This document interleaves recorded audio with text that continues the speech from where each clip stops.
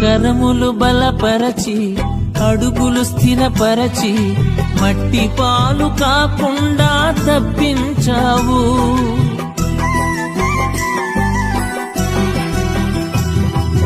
కరములు బలపరచి అడుగులు స్థిరపరచి మట్టి పాలు కాకుండా తప్పించావు. పగిలిన గుండెలోన స్తోత్రగానమే పదిలముగా నిండే కృపనిచ్చావు.